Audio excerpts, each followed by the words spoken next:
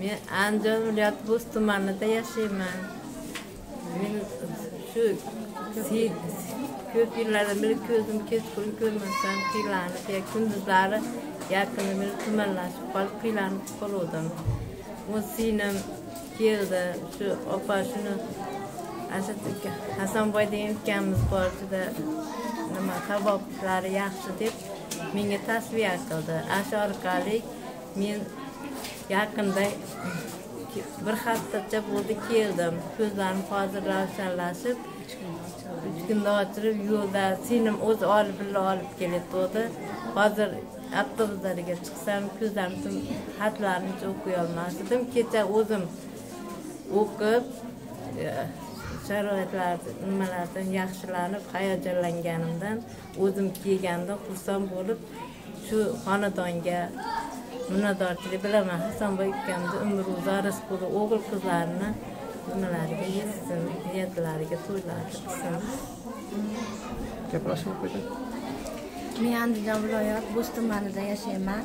Men mana Hasanboy ukam Shahrixon shaharida tabib borligini eshitib, xursand bo'lib, men yurolmay qolgandim. Yo'llarimga ham o'g'lim mashinalarga solib olib kelib, og'rib qolgan kunlarim, kechqurunlari ham olib kelar edi. Mana Hasanboy ukamdan shifo topib, yaxshi bo'lib yurganligim uchun o'sha opamni ko'zlari uncha ko'rmas edi, kechqurunlari 5 yildan beri kunduzlari ham ko'rmay qolgan edi. O'zim yaxshi bo'lib qolganimdan keyin opamni shu ukamni tavsiya qilib olib keldim. Mana Allohning inoyatlari bilan opam 3 kunda ko'zlari ochilib, hozir yaxshi bo'lib, o'zlari kelib ketishyapti. Mana shu ukamga minnatdorchiligimni bildiraman. Doim Alloh mana shu ukamni hammani, xalqimizni, elimizni, yurtimizni baxtiga tanijonni sog' bo'lib, ko'p odamlarni davolab yuraversin. Rahmat. Mana ikki ozin izoh berib o'tib ketamiz. Xolajon mana Xudoga shukr, yaxshi bo'lib qoldi Nari xolajonim. Bu xolajonimizni men ko'zi ko'rmay qolgan ekan. Endi bu og'ir kasallik emas edi. G'oyib Allohniki. Bilaman degan odam kofir bo'ladi. Endi kelinganda mana opalarimiz aytdik, Xudo xohlasa 3 kunda ochiladi. Endi bu nimaga deyiladigan bo'lsa, biz o'zimiz gapirdikmi? Yo'q. G'oyib Allohniki aytyapmiz. Bilaman degan odam kofir bo'ladi. Endi bizga Alloh taoloning bergan bitta quvvati insondagi holat, kasallik darajasini bilishligimiz. Bu xolajonda orqa miya, ko'z sistemasiga ketgan holatda chicha to'siqlik bor edi xolos. Xudtaligi nima desa bo'ladi? Misol keltirsak, ariq boshi chicha bekilib qolgan edi xolos. U ochib qo'ysa buyog'i ravon edi. O'shuning uchun nima bo'ldi?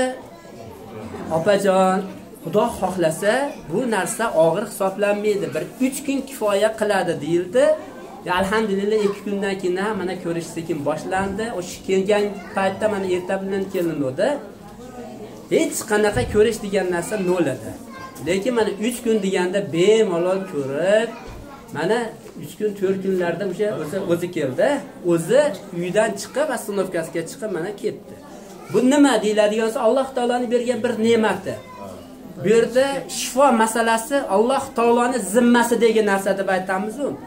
Ko'z bo'yicha ko'zni o'zi Alloh taolo nihoyatda bir siz bilan bizga bergan juda katta ne'matiki, endi qo'yaverasiz. Endi ko'z bo'yicha qancha mana nimalar berganmiz, holatlari, kasallik darajalari, berishlari. Endi xolajondagi eng osoni hisoblanadi xolos. Endi mana qancha davolangandir, boshqa bo'lay bo'lgandir. Lekin o'sha narsa arqa miya degan narsa ozgina siljishligi bilan ko'rindi xolos. O'shuning uchun bu Alloh taoloning bergan ne'matda bu og'ir narsa emasdi, alhamdulillah tezda Alloh taolo ro'yobga chiqarib qo'ydi. O'shuning uchun Xudo xohlasa ko'z masalasida oldin tashxisda aniq qo'yib olish shart. Ko'z nozik narsa. Nima desa bo'ladi? Tashxissiz bunday holatda qilinadigan bo'lsa, og'ir holatga kelib qolishligi mumkin. O'shuning uchun ko'z masalasi nozik, tashxis joyiga o'rnida qo'yildi, tashxis qo'yilgandan keyin, tinib qo'yilgandan keyin davolash Xudo xolasa muammo bo'lmaydi. Nimaga? To'g'ri tashxis yarim davolash hisoblanadi. Xudo xohlasa endi xolani ko'zi inshaalloh ko'raveradi. endi mana hali tugatganimiz yo'q. Hali bu boshidan deganimiz hali butun tanalarda og'riq, tolish holatlari, u narsa tanadan o'sha tortilish, so'rilish holatlari ketyapti. Endi faqat nima? Xolajon picha kelib turadi, Xudo xolasa ko'z yana ham ravshanlanadi, tana yana ham tetiklanadi. Xudo xohlasa inshaalloh keyin javob beramiz. Yaxshi, assalomu